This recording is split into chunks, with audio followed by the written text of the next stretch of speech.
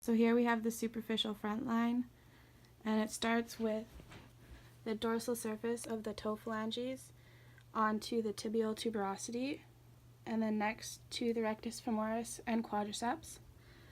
And then we go up to the anterior inferior iliac spine, down to the pubic tubercle, and then up to the fifth rib, onto the sternal manubrium, and then around to the mastoid process. A way to stretch this line is to go into the cobra pose. Beautiful. For the superficial back line, we start at the plantar surface of the toe phalanges to the calcaneus.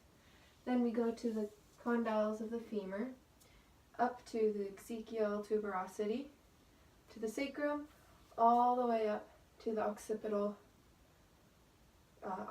ridge, and then going down. To stretch the superficial back line, you can do the stretch to touch your toes. So for the lateral line, it starts down at the first and fifth metatarsal, then coming up to the fibular head, then to the lateral tibial condyle, all the way up, and then splitting off into two parts onto the iliac crest.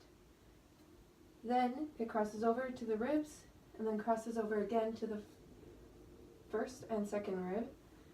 Then it comes all the way up across the mastoid process, and looking at how to stretch the lateral line, you can stretch from side to side. This is the myofascial spiral line, and it starts up at the mastoid process, and it goes down to the lower cervical and upper thoracic spinous process, and then down to the medial border of the scapula, and then we go down to the lateral ribs. Okay, turn.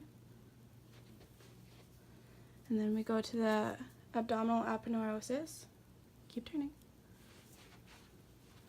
To the iliac crest, and then to the lateral tibial condyle, down to the